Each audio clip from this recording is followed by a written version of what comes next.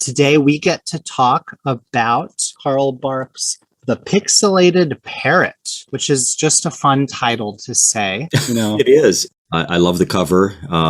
It just screams we're going to see an adventure in this story. So yeah, it's a very intriguing cover, I think. This story appeared in 4-color number 282, and this one was published, or at least the cover date was May of 1950. This is a kind of story beat or theme that Barks goes back to a few times, where there's like an animal or a pet of some kind that has some kind of a quirk.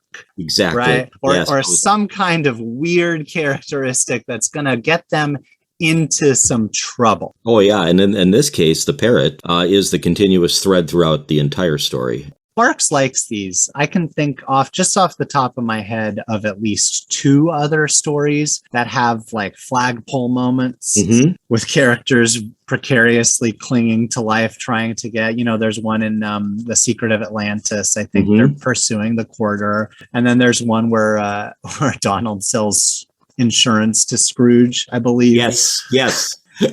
Flagpole plays a prominent role in that story. It's a nice bit of tension and humor. It's kind of a needle in a haystack situation, right? Yeah.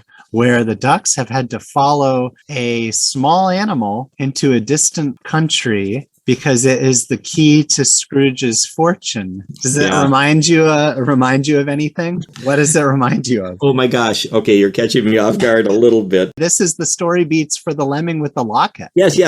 That's it. Some of these stories are going to get adapted later on into like episodes of DuckTales. And for the most part, we don't get to talk about that because more of those are naturally going to be Uncle Scrooge stories, right?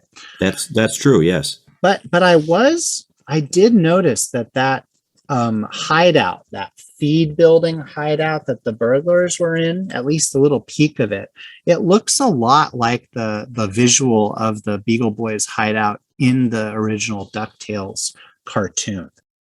Are there any favorite panels that we didn't get to already cover, Warren? We talked a lot about some of just the nonverbal panels when the nephews land in the coal chute in the ship. I love that one. I think my favorite panel in the story, I have 2.